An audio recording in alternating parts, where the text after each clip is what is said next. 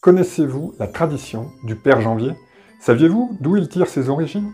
Comment on le fêtait jusque dans les années 30? Comment il fut à l'origine d'une mort effroyable dans les années 20? On voit tout ça après le générique. En attendant, vous pouvez liker la vidéo, la partager sur les réseaux sociaux et vous abonner à la chaîne. A tout de suite!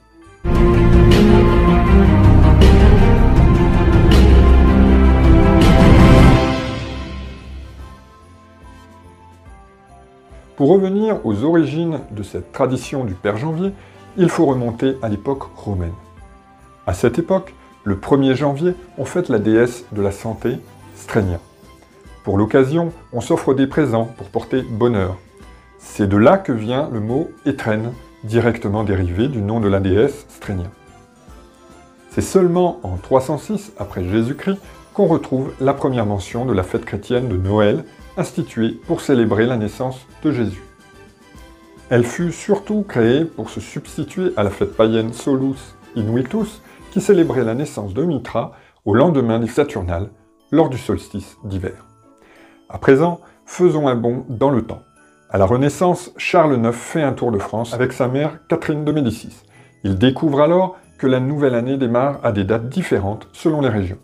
Il va alors harmoniser tout ça en instituant le jour de l'an au 1er janvier pour l'ensemble du Royaume de France.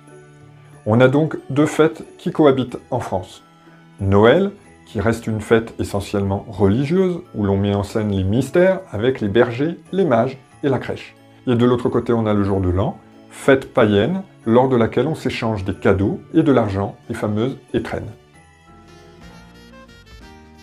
Tout comme bien d'autres aspects de la vie quotidienne des Français, le jour de l'an n'était pas forcément fêté partout de la même façon.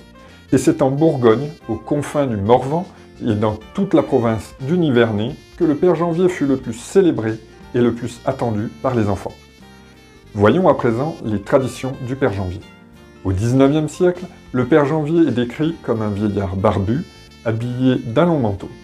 Mais il est parfois également présenté comme un lutin. Tout d'abord, le soir du 31 décembre, en Bourgogne, on faisait brûler une bûche devant la porte de sa demeure pour que la Vierge vienne s'y réchauffer. Ensuite, évidemment, dans la nuit, à l'instar du Saint-Nicolas lorrain, le Père Janvier apportait les cadeaux dans les sabots soigneusement déposés par les enfants au pied de la cheminée. Il était parfois, lui aussi, accompagné du Père Fouettard pour effrayer ceux qui n'avaient pas été très sages. Une coutume de Volnay, tout près de Beaune, relatée en 1869, parle du Père Janvier et de ses 4 bonnets. Malheureusement, je n'ai pas trouvé de détails sur la symbolique de ces bonnets. En revanche, on sait que les parents avaient coutume de placer un morceau de tissu accroché à la cheminée, morceau d'un bonnet laissé par un Père Janvier un peu trop pressé. Enfin, le jour de l'an, les enfants défilaient dans le village, allant de maison en maison, parfois déguisés, pour réclamer des présents. On leur donnait souvent une pomme, des noisettes, des gâteaux ou même du lard. Ils étaient munis d'une baguette de bois, l'aguilaneux en normand. C'est ce terme qui traversa les âges pour devenir la fameuse expression « au gui l'an neuf », qui n'a donc rien à voir avec le gui des Druides. Cette tradition du porte-à-porte pour la fête du Père Janvier donna lieu à un drame. Le 1er janvier 1924, à Bourg-en-Bresse, un groupe d'enfants pénètre dans la ferme d'un cultivateur pour réclamer des friandises. Celui-ci, arrivé récemment dans la région, ne connaît pas cette coutume. Poursuivi par des enfants masqués, il sort son fusil et tire sur le groupe. Albert Mercier, 15 ans, s'écroule, tué sur le coup. Le calme revenu, le meurtrier part ensuite se coucher. La victime est découverte le lendemain, la légitime défense sera reconnue pour le cultivateur. Autre anecdote émouvante, le Père Janvier de la Grande Guerre. Le 2 janvier 1915, Liane Philippe, une infirmière anglaise, raconte comment elle a participé à, je cite, « cette joyeuse et familiale fête française ». Avec les autres infirmières, elle place à l'aube de petits cadeaux au chevet de chaque soldat blessé. Elle décrit alors de manière extrêmement touchante la surprise et l'émotion de ces combattants dont les enfants n'ont souvent rien trouvé dans leurs sabots ce jour-là à cause de la guerre. Jusque dans les années 30, le Père Janvier est très ancré, notamment en Bourgogne, comme on l'a vu.